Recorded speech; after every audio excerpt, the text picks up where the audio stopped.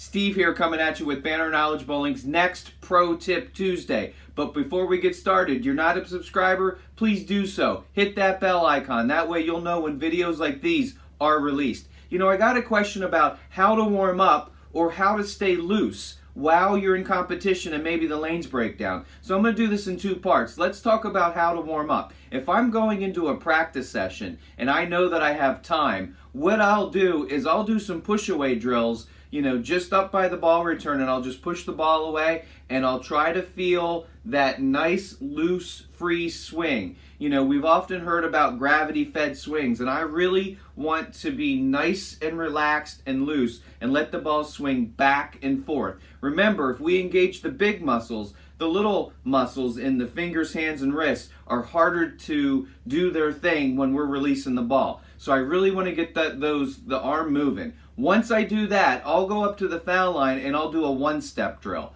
And I'm really focusing on the release and how that feels, thumb coming down, hand coming through the ball, but also posting the shot. I want to be in great balance, so I make sure, is my left hand in the proper position? And when I'm releasing the ball, can I release it and stay there until the ball goes through the pins? Once I get loose and I feel I'm getting a little more into that practice, I'll do a three-step drill. So this is a much bigger push away. The ball is going to go faster down the lane. And again, the focus is on the release, but posting the shot, having great balance. That way, after I do several of those, when I start my practice session, I feel like I can get to the line and I can be really solid. But that won't work for you in league. In league, we usually get a set amount of time, maybe 7 minutes, maybe 10 minutes. So I have a scratch league, it's a 5-person team, 10 on a pair, and when we get 10 minutes of practice. Well, I'm going to get less shots there than if I would for a 3-person team. So there's 6 on the pair, maybe with 8 minutes of practice. So I try to have a strategy. So I try to get to the ball early enough so that I can do some push-away drills before practice begins. Then on the very first shot, I walk up slow and I probably throw the ball 20%. Again, I want to feel the release and I want to have great balance at the line. I want to post the shot. So if the first one's 20%, maybe the next one's 40%, maybe the next one's 60%, 80%, and then I'll try to go full speed. And that helps me build a good foundation so that when the league starts, I know that when I get up to that foul line that I'm going to be in great balance and I'm going to throw the ball the way that I intend to.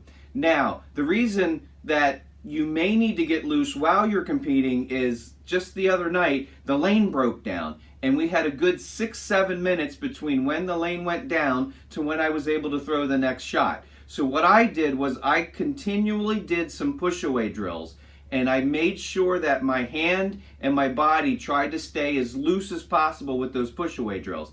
That way, my very next shot, I knew that I could throw like I had before the breakdown when I was in a good rhythm. And that's the key, being 100% committed, because when we throw the very next shot, we want to be able to read that lane. And if the lanes are transitioning, we want to be all in on that shot so we know what's happening so we can make an adjustment. Because we never want to make a move off of a poorly thrown shot, because then we may make the wrong move and that could confuse us. So what are some of the ways that you stay loose? What are some of the things you do if the lanes break down or the pair that you're going to, there's 2 or 3 frames for them to finish and you're going to have like a 10-minute wait? Put them in the comments below and we'll chat about it. Thanks a lot.